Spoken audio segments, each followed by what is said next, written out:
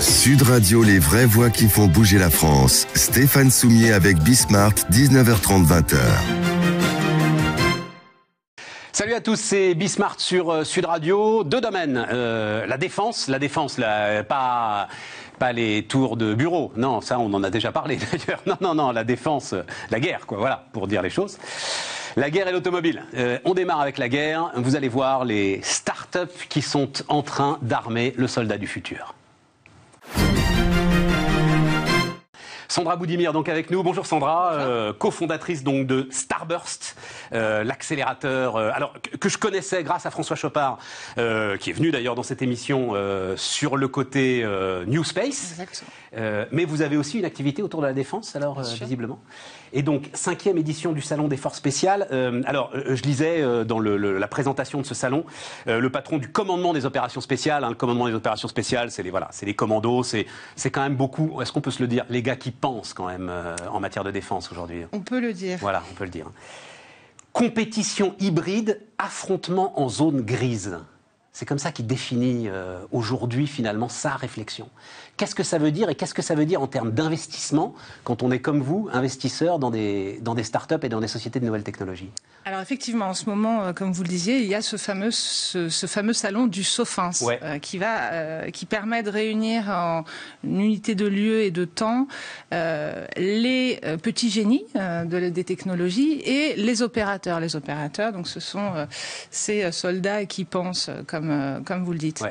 Ça va leur permettre de se rencontrer et de parler ensemble de tous ces matériels qui peuvent leur mettre à disposition et qui vont leur servir à innover. Et l'innovation pour les forces spéciales, c'est quoi justement? C'est de pouvoir répondre à une question. Quoi, le chef d'état-major des armées, le président de la République, qui va dire voilà, j'ai un problème, comment on y répond? En dehors d'interventions classiques, de la doctrine classique. Et donc toute cette innovation, elle va servir à répondre à cette question et ça va être tous les moyens qu'on peut leur mettre à disposition. Donc ça veut dire une palette de moyens énormes parce qu'on est dans des... Mais Sandra, est-ce que je peux, quand il parle de guerre hybride, j'ai l'impression que j'avais envie de résumer ça, essayer de faire la guerre sans la faire. C'est-à-dire c'est zéro mort, c'est protection absolue du fantassin, c'est tout ce qui tourne autour du drone, c'est-à-dire qu'en fait on est loin du théâtre d'opération et on essaye de s'éloigner de plus en plus du théâtre d'opération. Ça résume un peu toute la démarche ? Alors, guerre hybride, ça veut dire ça. Effectivement, on a aujourd'hui des moyens qui permettent de préserver des vies, de ne pas engager de l'humain au plus proche du combat. C'est une guerre hybride aussi parce que ces moyens technologiques vont permettre de manière robotisée, automatique, d'aller s'infiltrer, d'aller chercher du renseignement, d'aller transmettre de l'information. Et l'homme reste dans la boucle, man in the loop, toujours. Et c'est l'homme qui va actionner, activer, décider. Et le plus Man in the loop, vraiment in the loop. Bien sûr, ça c'est la doctrine française et on est très ferme là-dessus. Parce que le plus longtemps possible. J'allais y venir à la fin de cet entretien, mais allons-y tout de suite. J'ai oublié maintenant parce qu'ils en parlent plus entre les discussions qu'il pouvait y avoir entre Elon Musk et le patron de Facebook dont le nom m'échappe, vous vous rendez compte, je travaille trop. Marc. Voilà, Marc, vous l'appelez Marc. Oui, voilà. Bien sûr. Je sais plus lequel avait. Je crois que c'est Elon Musk qui dit. Moi, je veux investir dans l'intelligence artificielle pour tout arrêter le jour où les robots commenceront à tirer dans les gens dans la rue.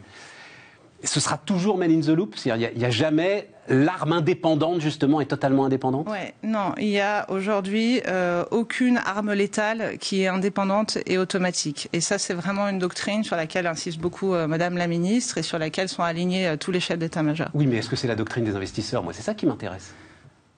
C'est-à-dire que vous, investisseurs, vous qui êtes au contact de ceux qui cherchent, est-ce que vous leur dites là, mon pote, va pas dans cette direction-là parce que nous, on n'ira pas. Nous, on va pas te suivre. Nous, on va pas financer des recherches qui pourront amener, c'est ça toute la question que pose Elon Musk, qui pourront amener à ce qu'il y ait une arme létale totalement indépendante de la volonté humaine. Cette question, elle va même au-delà. Elle va même plus généralement dans est-ce qu'on investit dans la défense, dans toute technologie de défense aujourd'hui? Est-ce qu'il faut le faire? Est-ce que les investisseurs le font? C'est un vrai sujet sur lequel on est sur un point d'inflexion. Aujourd'hui, on a vu que depuis plusieurs années aux États-Unis, c'est quelque chose qui est extrêmement, je dirais pas commun, mais qui se fait de manière beaucoup plus évidente que chez nous, où pendant plusieurs années, et je crois qu'on en a reparlé la semaine dernière lors de plusieurs conférences, les investisseurs et les banques privées ont du mal à suivre une société qui a son business model tourné autour de la défense. Or, aujourd'hui, alors là, si on extrapole, enfin on va plus au-delà du soldat des forces spéciales, mais vers les grands programmes, aujourd'hui, on a quand même, en France et en Europe, lancé récemment 3 grands programmes qui sont structurants pour les 40-50 prochaines années. Oh mon Dieu. Le char du futur, le porte-avions du futur et le système de combat aérien du futur. Le SCAF. Et ça porte avec soi un besoin, une projection d'intégrer des technologies qu'on n'imagine même pas aujourd'hui. Oui, c'est ça, d'accord. Et ça, c'est votre terre d'investissement, en fait. Et ça, c'est une terre d'investissement. C'est dans le cadre de ces 3 grands programmes. En tout cas, ça permet de structurer. C'est-à-dire qu'une start-up et un programme n'ont absolument pas les mêmes cycles de vie. Donc, ces grands programmes, ça permet d'avoir un calendrier. Et là, rôle à nous, Starburst, de guider ces startups tout au long de ce cycle de vie et de développement à la fois des grands programmes et des startups. Une startup, ce qu'il ne faut pas... Oui, mais la différence, parce que alors on discutait d'espace avec François justement, vous êtes sur des programmes qui sont totalement autonomes sur l'espace et même avec des résultats assez impressionnants. Dans la défense, c'est pas possible. Il faut rentrer, si on veut avoir un espoir de trouver un moment de la rentabilité, il faut rentrer dans un grand programme public.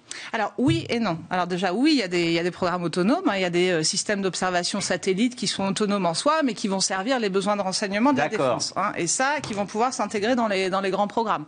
Aujourd'hui, on a Unseen Labs, start-up, qui aujourd'hui démontre que plus petite, plus agile, moins chère, plus rapide, a des performances de détection d'objets flottants sur l'eau bien meilleures que des grands systèmes. Comment vous l'appelez Unseen Labs, start-up française. Génial. Voilà, qui a levé. Après, effectivement, il y a des briques technologiques. Et ce qu'il ne faut pas, et ce que les investisseurs ne veulent pas, et c'est là où Starburst a un rôle à jouer, c'est que ces start-up soient sous perfusion des programmes de défense, donc complètement en dépendance. Donc le rôle de l'État, c'est pas de les subventionner ad vitam aeternam. Le rôle des industriels, c'est pas de les biberonner. Ils ont assez à faire avec leur recherche interne. Par contre, le rôle de Starburst, c'est que nous déjà, on dit, on en veut plus des nouveaux acteurs. Parce que toutes ces nouvelles briques technologiques, intelligence artificielle, essaim de drones, transmission de données, cybersécurité, vont pouvoir trouver des réponses auprès de nouveaux acteurs plus rapides, plus agiles. Et par contre, il faut pouvoir les laisser grossir et leur trouver des marchés connexes pour grossir. D'autant que, je parle sous votre contrôle, mais c'est sans doute la branche administrative, on va appeler ça comme ça, qui fait en fait le plus confiance aux startups. J'ai été assez surpris de ça, mais... L'armée a en fait une capacité à intégrer et à tester et à accompagner le test and learn de programmes privés et de jeunes programmes qui est très impressionnante. Alors, d'autant plus sur le sujet que vous abordiez en introduction, qui est les forces spéciales. Oui, c'est ça. C'est leur ADN. L'affrontement en zone grise. La source d'innovation des forces spéciales, c'est l'interne, c'est-à-dire qu'eux-mêmes sont des petits génies qui sont tout à fait capables d'imaginer, d'inventer, à la MacGyver, pour caricaturer un petit peu, et on n'est pas très loin, les start-up, mais également les grands programmes. Parce que pour s'infiltrer, il faut des avions, il faut des hélicoptères, il faut quand même du gros. Mais effectivement, eux, ils sont capables, et c'est ce qu'on leur reproche parfois par rapport au programme programmé, à l'innovation planifiée, c'est de développer un peu un truc dans leur coin, et eux ont besoin de petites séries, de remplacer régulièrement, et d'être toujours plus au top que le top. C'est ça. Et c'est très différent de l'innovation des Donc, programmes. char du futur, porte-avions du futur, enfin, il faudrait déjà faire le porte-avions d'aujourd'hui. Et c'était quoi le troisième programme, Sandra, j'ai oublié. L'avion de combat, le système de combat aérien du futur. Ah oui, avion de combat. Et vous avez participé au programme A400M, j'ai vu ça dans votre biographie, dans votre vie. Bravo. Vous êtes, ah non, mais parce que c'est un truc... C'est-à-dire qu'en termes de coopération internationale, c'est sans doute l'un des plus beaux naufrages auxquels on est. Oui, c'est un beau rétex, retour d'expérience. C'est un des plus beaux naufrages auxquels on est assisté. C'est compliqué la coopération internationale en matière de défense. Alors, je ne dirais pas que c'est un naufrage, c'est pas vrai, c'est un très bel objet. Non, mais après un naufrage, on peut reprendre la mer après. Mais il y a eu un naufrage, voilà. Il y a eu des difficultés. La coopération, alors, ce qui est la caractéristique des programmes qu'on lance, là, c'est qu'effectivement, ce sont des programmes qui vont devoir se lancer en coopération. Et on l'a vu récemment, jusqu'à il y a quelques jours, on était en haleine du Bundestag. Sur l'avion de combat du futur, etc. Le budget ou pas. Bon, c'est compliqué, c'est très lent, c'est pas le rythme de l'innovation, quoi. Ce sera le challenge de voir si la France, en tant que grande nation de défense, va pouvoir être capable de fédérer ses partenaires européens pour dessiner ensemble les systèmes opérationnels du futur. Parce que c'est pas possible de faire autrement. Enfin, c'est pas possible de faire des choses à l'échelle nationale qui soient plus rapides, plus dynamiques, plus. D'autres personnes que moi vous répondront oui. Et moi, je vous répondrai que non. Non, à la fois. Alors, au-delà de l'aspect budgétaire et financier, il y a un aspect technologique. Il y a une Europe de la défense à construire. Il y a des enjeux diplomatiques et d'avenir. Et 1954, Communauté européenne de défense. C'est vous dire si. Voilà. Ouais, et on n'est pas encore arrivé. Même moi, j'étais pas né, c'est vous dire. Mais il y a un vrai enjeu. Et là, on a des signaux positifs si on s'éloigne un peu du sujet innovation et de l'ADN de Starburst. Mais néanmoins, il y a un contexte à poser pour savoir comment évoluer là-dedans. Et il faut aussi acculturer nos startups à tout ce contexte-là. Dire on vend du Rafale, donc ça veut dire que le Rafale aujourd'hui se vend bien et se vend en Europe. Et il y a eu des dernières bonnes nouvelles en Croatie très récemment. Donc avec ça, on va pouvoir construire et construire au-delà, et ça va faire des marchés supplémentaires à nos startups. C'est ça le justement, Rafale. Donc il n'y avait pas les drones. D'ailleurs, je vous le dis, à la fin de cette émission, on rediffusera l'interview très très intéressante. Je ne sais pas si vous connaissez Azure Drone. Jean-Marc Crépin, formidable entrepreneur. Donc on vous rediffusera ça justement pour pour boucler la boucle à la fin de cette émission. Les programmes de drones aujourd'hui, j'avais l'impression moi que c'était la pointe de diamant, pour parler comme le général de Gaulle. La pointe de diamant de l'innovation en matière de défense, non ? Tout à fait. Ah oui, d'accord. Mais on n'a pas de programme, nous, particulier autour des drones. Il y a eu un retard, à un moment donné, des décisions qui n'ont pas été prises. Et puis aujourd'hui, clairement, on a des acteurs qui arrivent. Et puis c'est surtout, ce qu'on voit, c'est notre capacité à mettre de l'intelligence dans ces drones. Ce qui va, en matière de défense, et dans les grands programmes. Et nous, on le voit chez Starburst. On a identifié notamment une start-up ultra prometteuse qui s'appelle Delphox, qui a un algorithme d'apprentissage par renforcement. Donc, elle va être capable de faire communiquer des plateformes ensemble et donc à terme d'apporter de l'intelligence dans un essaim de drone et de les faire travailler ensemble sur le terrain. Donc si on a des choses, on a des technologies et on va rattraper le retard éventuellement qu'on a. C'est très très impressionnant les essaims de drones. On voit des choses aujourd'hui qui sont vraiment très très impressionnantes. Ok Sandra, enfin en termes de volume d'affaires, si on prend en France l'ensemble des startups aujourd'hui qui peuvent contribuer à cette recherche en défense, ça représente. Enfin, vous avez une idée juste pour conclure cette interview? Nous, justement, Starburst, en tant que premier accélérateur mondial d'aéronautique, du spatial et de défense, donc aux applications ASD, on est complètement à la manœuvre pour identifier et accompagner ces startups. Je reviens sur les chiffres. On identifie dans le monde chaque année 2500 startups. Qui correspondent à nos critères à accélérer avec des applications aérospatiales défense. Et on va dire que la moitié, voire les 3/4 d'entre elles ont potentiellement des possibilités de développement dans la défense. Ouais, donc il y a du dynamisme. Il y a du dynamisme.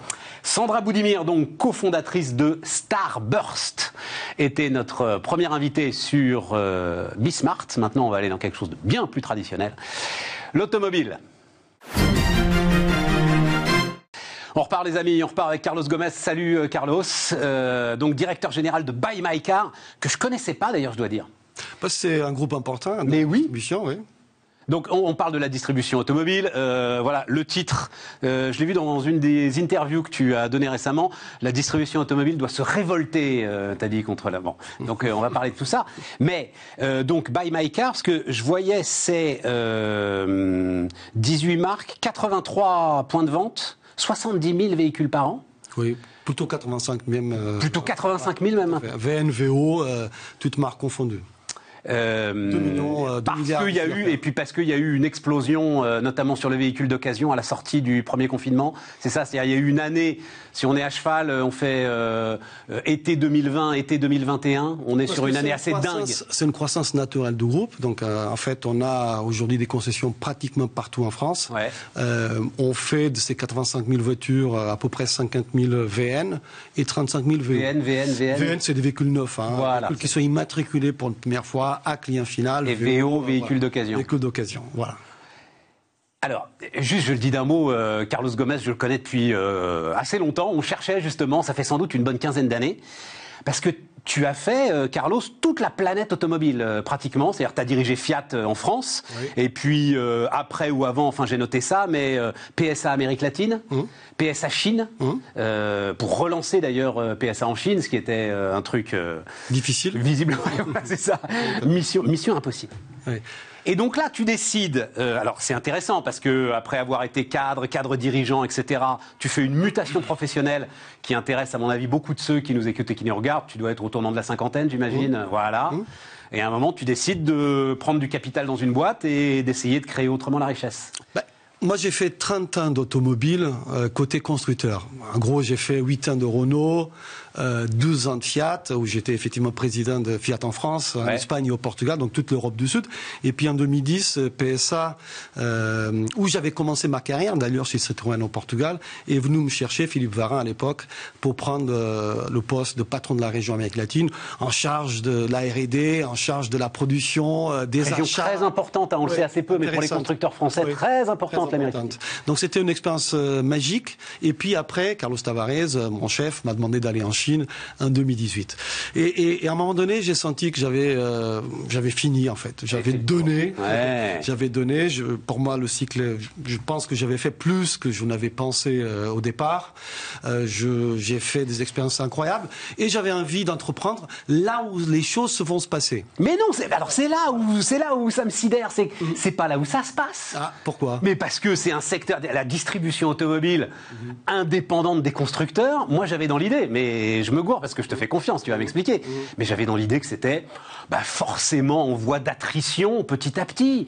Les constructeurs vont reprendre le contrôle de leur propre vente, non ? Avec la vente directe et l'ensemble de ce qui peut se développer. Alors, beaucoup de choses sont en ouvert, effectivement. Et moi, j'ai pas cette conviction. Cette conviction est du fait que le consommateur, lui, cherche de la diversité. D'ailleurs, si tu vois bien, par exemple, dans le domaine de B2B, les entreprises, à un moment donné, les constructeurs ont voulu encercler les entreprises dans un choix monoproduit, monomarque. Et donc, de là sont nés Arval, LeasePlan et toutes ces sociétés. Donc ça, c'est des filiales des grandes banques, de BNP, de SocGen. Et elles ont compris que le client voulait en fait un choix naturel, un choix de véhicule, un choix de service, et que l'écosystème constructeur les enfermait trop. Ce qui va se passer, en tout cas de ma conviction, c'est que le consommateur, il est en train de changer. Alors la voiture change parce que la voiture sera plus propre, avec des moteurs électriques, puis les jeunes, les consommateurs urbains cherchent de la mobilité différemment, et tout ça, ça va faire en sorte que la distribution va évoluer. Elle va évoluer parce que les constructeurs doivent baisser leurs coûts, certes, première chose, et va évoluer parce que le consommateur cherche autre chose, et puis d'autres produits, d'autres services vont arriver. Aujourd'hui, les concessions, en fait, elles répondent aux services classiques. Je vends un véhicule neuf, je vends un véhicule d'occasion, je fais de la prévente, parce que c'était ça qui était, je dirais, l'écosystème créé par les constructeurs, et c'était ça que le consommateur voulait. Mais aujourd'hui, on voit des gens qui veulent une voiture pour 1 mois, 6 mois, qui veulent un abonnement, qui ne veulent pas d'engagement. Tu sais, donc ça change. PSA, alors je crois que c'était Peugeot, avait sorti, ça doit être il y a 10 ans, un truc, c'était le mu grec. Oui. Tu te souviens de ce truc auquel personne n'a jamais rien compris? C'était ça. Oui. Sauf que, et en fait, ta conviction, c'est que les constructeurs sont incapables en fait d'organiser ça eux-mêmes parce que justement, il faut que ce soit fait en toute diversité, avec toutes les formes de transport possibles. Je dirais pas incapable. Mais tu le penses très fort. Ils sont obligés de fonctionner dans un écosystème qui est propre. Ils peuvent pas dire autre chose. Ils doivent pousser de la voiture. Ils doivent pousser de la voiture. Les usines, alors juste pour donner quelques chiffres aux gens qui nous écoutent, qu'est-ce que c'est l'automobile? C'est en fait 1,2 milliard de parcs installés. C'est une capacité installée industrielle de 190 millions de voitures par an. C'est 90 millions de voitures neuves vendues par an. C'est 170 millions de voitures d'occasion vendues par an. Ouais. C'est 300 usines en Europe. C'est 15 millions de personnes. Et alors, ça veut dire quoi tout ça? C'est 200 milliards de profits. Donc, ce que je dis, c'est qu'en fait, la mobilité, puisque ça a été le gros débat des dernières années, c'était que la voiture était finie et que, voilà. C'était un peu la discussion. Je me souviens, moi je continue à lui rendre hommage à Carlos Ghosn, qui disait, tout le monde dit, la voiture ça va être une commodité. Mais pas du tout, disait Carlos Ghosn. Pas du tout, bien au contraire. Elle va se personnaliser au maximum. Et puis c'est une voiture différente, bien évidemment, mais la mobilité est un crescendo. Alors, je vois les jeunes, par exemple. Les jeunes, on dit les jeunes urbains ne veulent pas de voiture. Certes, mais les jeunes, je les vois aussi, dès qu'ils mourissent, ils ne veulent pas arrêter la mobilité. Ils ne veulent pas arrêter de se locomotiver. Et puis ça, c'est vrai peut-être, allez, on va dire dans 2 ou 3 grandes villes de France. Bien sûr. Mais tout le reste. Tu as besoin d'une voiture aujourd'hui pour vivre, point à la ligne. La voiture restera au centre de la mobilité. Il n'y a pas d'objet meilleur que la voiture pour répondre à ça. Et les distributeurs spécialisés ont une place à prendre là-dedans, tu crois? Oui, parce que, en fait, ce qu'on voit, c'est que les plateformes, en fait, elles essayent d'aborder ce marché, mais de très très haut. Les constructeurs eux-mêmes, ils ont essayé de monter des opérations dans ces registres, mais qui ont été des pertes colossales, parce que la mobilité, elle est locale. Elle est locale. Le consommateur, il est local. Il achète localement. Exactement. Il achète localement. Après, il se déplace, mais il achète localement. Sur des besoins spécifiques. Sur des besoins spécifiques. Et donc, ce que je pense, c'est qu'en fait, les concessions de marque d'aujourd'hui, demain, elles vont évoluer dans leur portefeuille de services et que par ailleurs, nous souhaitons être à l'avance de cette je comprends parfaitement. Tu peux pas faire ce développement de la mobilité moderne, tu peux pas le faire en mass market. Non. Tu es obligé d'avoir des micro-marchés. Absolument. Et ça, il faut être un distributeur spécifique. C'est comme ça que Macar opère, en fait. Si je regarde un petit peu ce que nous sommes aujourd'hui, nous sommes en fait le 2e distributeur privé en France. Nous allons faire cette année 2 milliards d'euros de chiffre d'affaires. Le premier semestre est en ligne avec ses objectifs, malgré le confinement, malgré la difficulté du marché, qui est un peu qui est un peu en vent contraire. Et en fait, nous avons aujourd'hui une expertise locale qui est dans toutes les marques que nous opérons. Ouais. Parmi les meilleurs du marché. Nous privilégions la qualité de service et le taux de pénétration sur le marché. Le reste ne nous intéresse pas. Client bien servi. Mais avec à un moment quand même, le constructeur, il va vouloir récupérer. Donc vous êtes multimarque, et donc c'est toi qui as la data du client. On est multimarque, mais chaque concession opère dans sa marque. Ah, chaque concession est monomarque. Cependant, sur notre site macar.fr, nous sommes en fait avec l'offre multimarque. Donc on a en fait une double entrée au marché qui est que dans un territoire donné, nous opérons avec une marque et ensuite, sur la toile, sur le digital, nous opérons avec notre site macar.fr où le client peut aller jusqu'à l'achat final sans aucune intervention humaine, tant sur un véhicule neuf que sur un véhicule d'occasion. Et ce qui se fait d'ailleurs beaucoup aujourd'hui sur les véhicules d'occasion. Il y a des plateformes aujourd'hui qui sont vraiment très efficaces, je dois dire. Bien sûr. J'ai expérimenté ça en fait, pour tout te dire. Non, c'est vraiment très efficace avec des vendeurs digitaux qui sont en train de faire une mutation. On lui dit, le gars il vend des voitures, est-ce qu'il a l'énergie? Bon, bien sûr qu'ils ont l'énergie. Ils sont incroyables en fait. Incroyables. Mais la data, c'est-à-dire ce marché, ce micro-marché et ce marché local, c'est la data client qui va te le donner, qui va te dire tiens là il y a peut-être un besoin pour j'en sais rien, des scooters électriques, des offres. Ça peut aller jusqu'au vélo, ça peut aller jusqu'aux trottinettes. Ça pourrait. Mais je pense que nous, mais plus sur des offres différentes de location de voitures, longue durée, des choses comme ça. Je vais le dire un peu très clairement. Nous pensons que l'automobile restera l'objet number one. Donc en fait, on veut passer de l'automobile à l'automobilité.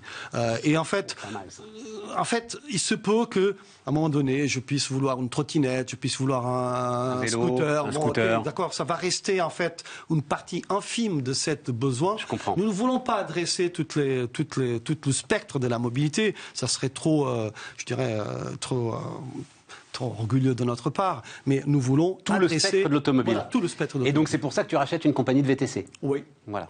Qu'on a racheté. Marcel. Et puis, je peux aussi dire que nous venons d'acheter en fait une auto-école en ligne, un Voiture Simone.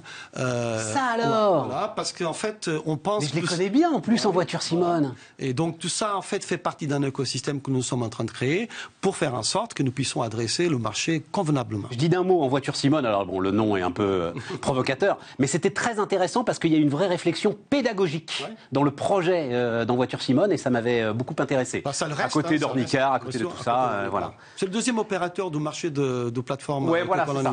Oui, tout à fait. Ah ouais. Donc il y a une vraie. Donc en fait, c'est l'automobile, hop, sous toutes ses formes. Sous toutes ses formes. Et tous les besoins qui sont liés à tout âge. Et y compris l'entretien quand même. Le bon vieil entretien, ça reste la base. Ça restera quelque chose d'extrêmement important. Mais l'entretien en mobilité, c'est-à-dire là aussi, il y a une plateformisation, la capacité de la concession. En gros, moi, dans mon idée de boomer, tu vas apporter ta voiture chez le concessionnaire pour qu'il l'entretienne. C'est-à-dire qu'aujourd'hui... Il peut venir jusqu'à moi pour l'entretenir chez moi. Bien sûr. C'est-à-dire qu'aujourd'hui, on fait de l'entretien quand on achète une voiture en fait, pour 3 ans, 4 ans. Enfin, on ne sait pas quel est le temps qu'on va posséder le bien. Demain, on fera l'entretien aussi pour les offres d'abonnement. Ouais. C'est-à-dire quand vous prenez une voiture à 6 mois et que vous la rendez, la voiture aura besoin effectivement de quelque chose en termes de service, puisque le client qui va la reprendre après, il faut que la voiture soit propre, soit nickel, et que le client puisse être en toute confiance à son volant. Donc en fait, il y a un vrai regard sur comment éteindre les métiers de la distribution, et c'est pour ça que je dis que il n'y a pas contre, chacun a son rôle. Ouais, le constructeur, Stéphane, juste si je peux juste dire, le constructeur en fait a un rôle extrêmement important et peut-être le plus important de tous, parce que si nous voulons passer en fait de 7% de véhicules électriques aujourd'hui dans le monde à ce qui est prévu en fait 2/3 de véhicules électriques en 2035, il faut que non seulement on en produise plus, mais que les objets de mobilité évoluent. Ils évoluent en propreté, ils évoluent non pas seulement dans le moteur, mais dans la façon dont il est fabriqué, dans la façon dont les pièces arrivent, non pas de la Chine, en faisant en fait de l'empreinte carbone à tout va, que la fin de vie des objets soit pensée, que la fin de vie des batteries soit pensée. Donc le constructeur a un enjeu colossal devant eux. Ensuite, après... Et donc toi tu dis, ça leur restera l'énergie. Concentrez-vous là-dessus. Voilà. T'as tout compris. Mais tu vois que Volkswagen fait une offre sur Europcar. Oui. Tu te rends compte qu'ils sont dans la même réflexion que toi quand même. Voilà. Tout à fait. Et ça, c'est un truc, par exemple, alors évidemment, c'est trop gros aujourd'hui pour vous, Europcar, mais dans le mindset, c'est quelque chose, c'est une cible qui pourrait vous intéresser, par exemple. La location longue durée. Et dans notre spectre. Ouais. Et d'ailleurs, on le fait déjà dans certaines de nos concessions. On est en train de faire des tests sur des locations à courte durée, c'est-à-dire la journée, la semaine, jusqu'au mois, et après des offres qui iront au-delà. C'est très intéressant tout ça. Très intéressant. Bonne route, Carlos. Voilà. Merci Stéphane. Carlos Gomez, donc le directeur général de Buy My Car, était notre invité sur Bismart. Carlos Gomez, le directeur général de Buy My Car sur Sud Radio. On se retrouve demain. Sud Radio, les vraies voix qui font bouger la France. Stéphane Soumier avec Bismart, 19h30, 20h.